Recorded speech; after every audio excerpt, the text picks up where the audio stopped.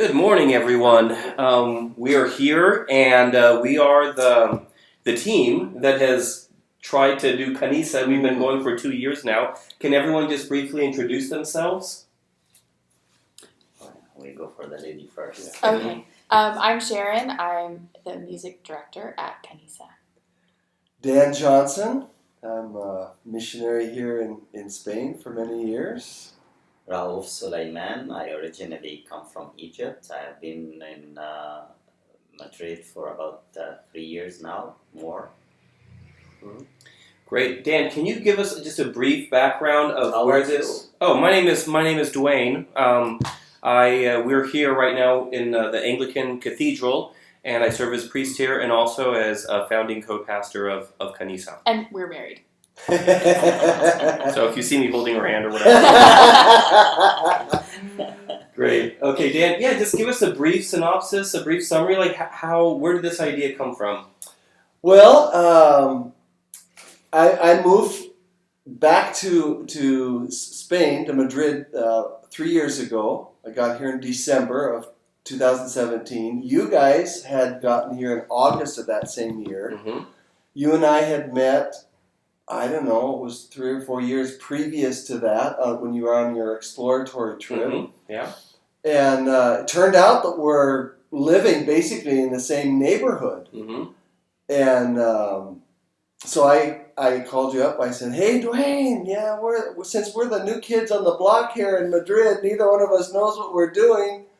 How about, because I know that we share the same heart and the same interest, and so I said, how about if we start to do some prayer walking? Yeah. So that's where it got started. We started doing prayer walks once a week and trying to figure out how we were going to respond to this calling we were feeling, this desire to see our friends come to know the Lord. And Yeah, and I remember one day I was like, well, wouldn't it be neat to just start an Arabic language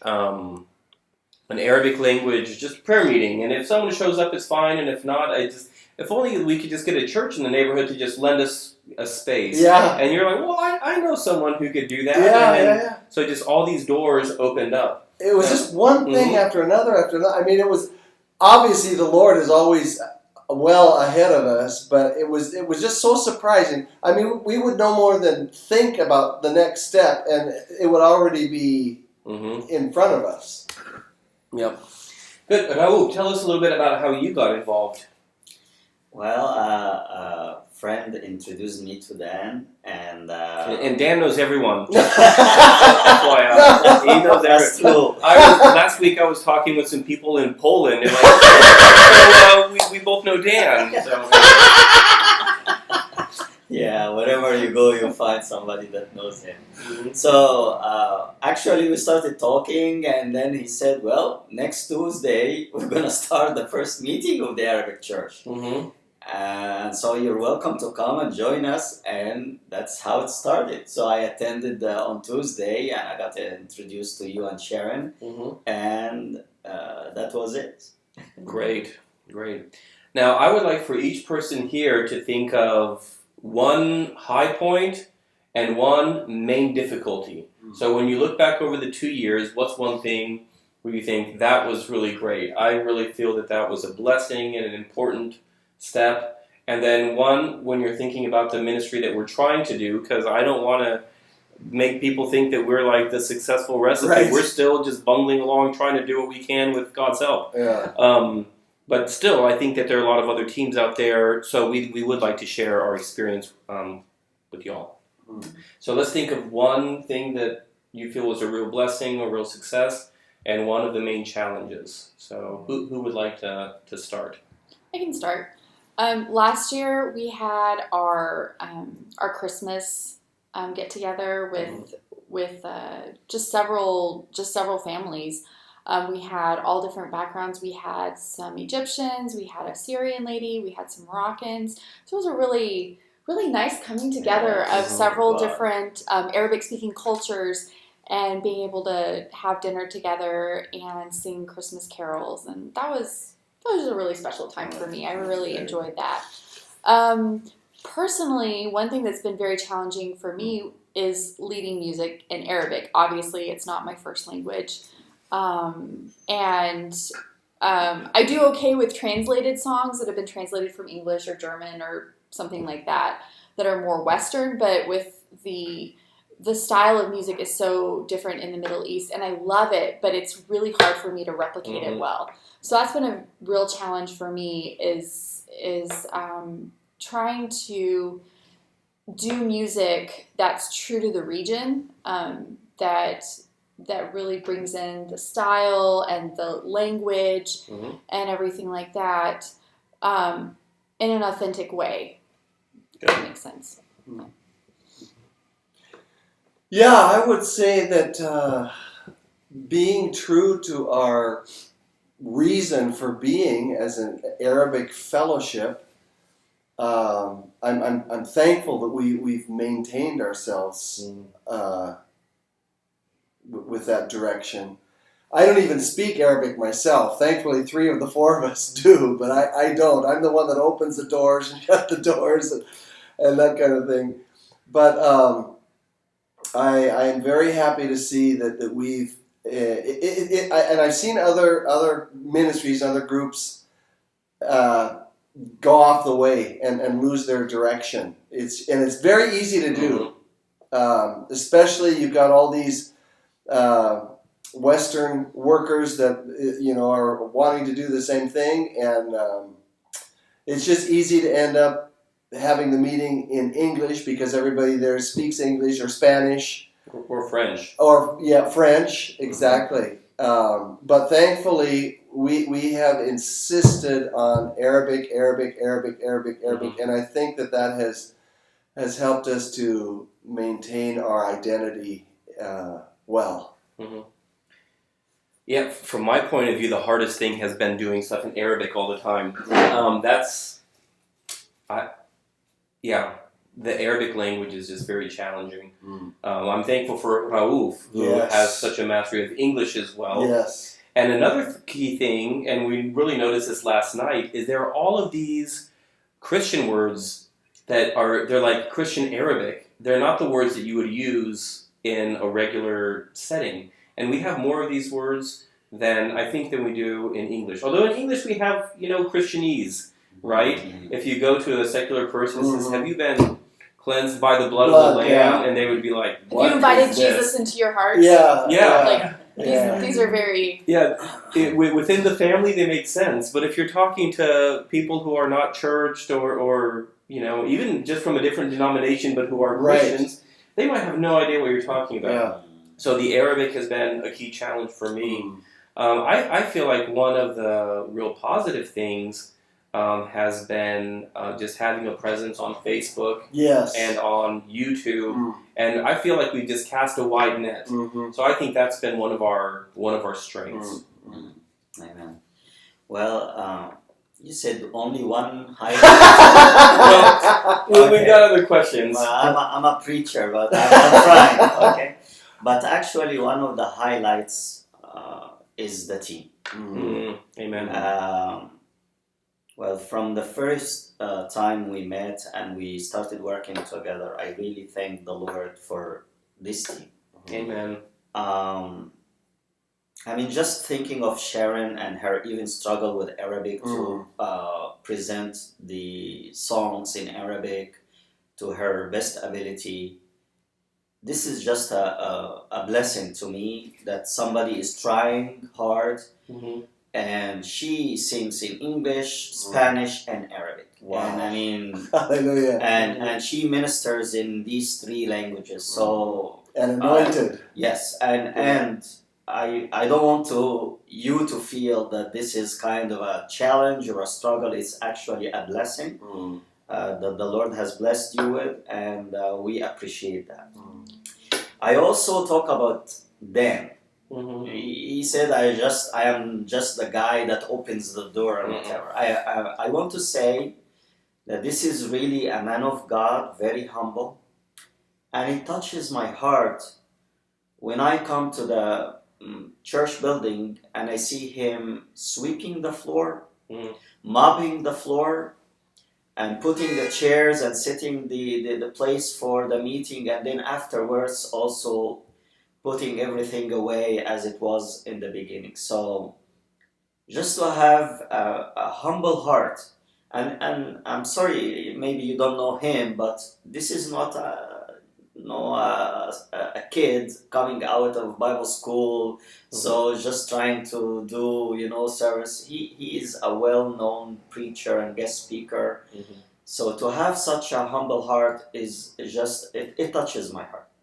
And also Dwayne, he's such an intelligent guy. He is a good teacher. And again, he teaches in English, Spanish, and Arabic. So if, again, feeling that Arabic is a challenge, well, imagine me teaching in Spanish. So it's a big challenge, of course, to me, and I cannot do it. And the spirit, okay? So the spirit between the harmony is just a blessing. I worked with other people. I worked among other teams. And I didn't find such sweet spirit of cooperation, of humility, of no competition, no fighting, no arguing. We are here to work together.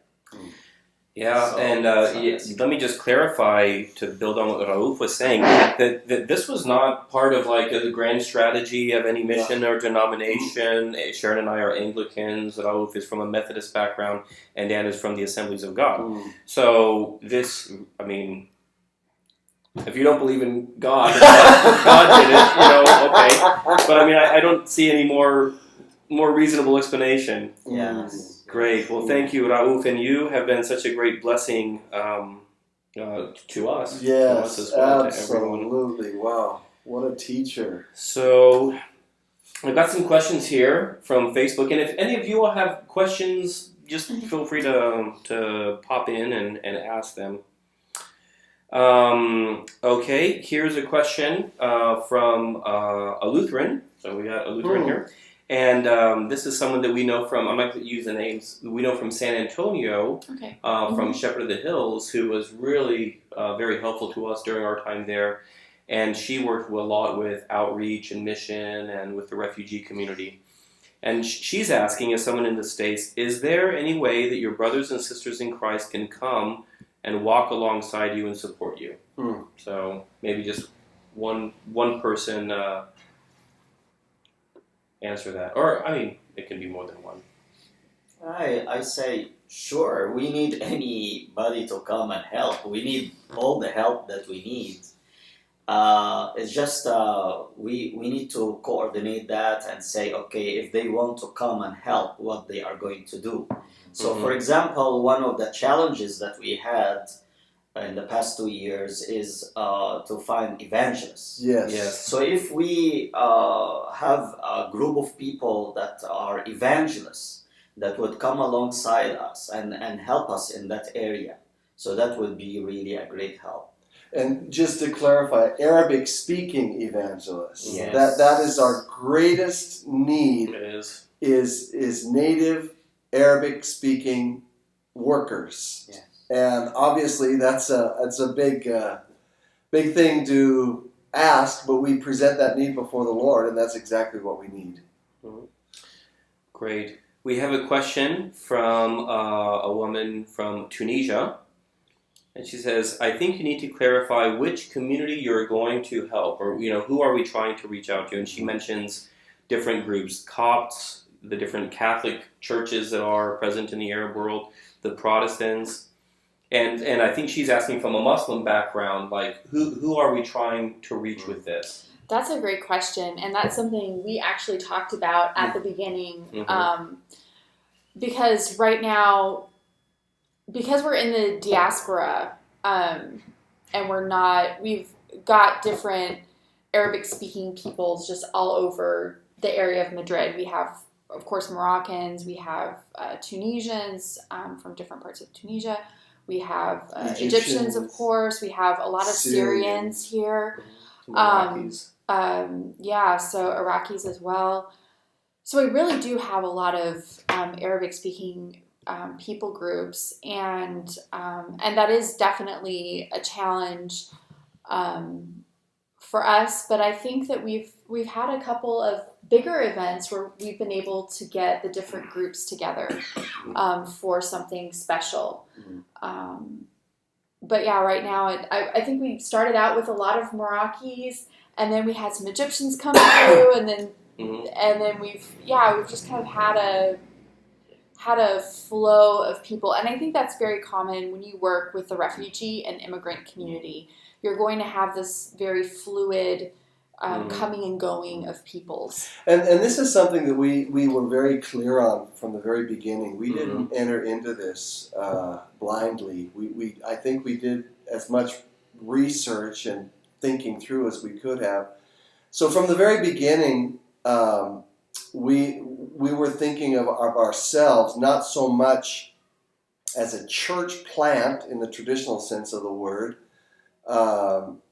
which continues to be our goal, but more of a point of reference, or actually we're using the metaphor of a traffic light, which sounds kind of funny, but that's actually, I think, the role that we have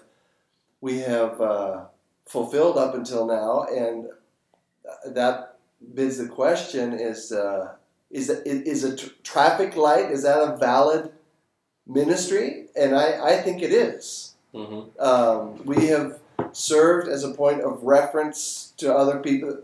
The Arabic-speaking population, especially here in Spain, is so transient. You never know from one minute to the next, one day to the next, 1 week to the next, who's going to be here, who's not going to be here. And I know this is repeated all over Europe as well. So, I think you just kind of have to think through: are we willing to serve as a ministry of a traffic light, and is that something that is valid and is worth our attention and our time, our money, etc.? Yeah, great, thank you. Yeah, and I would just clarify, as far as the audience, we don't belong to any one particular group.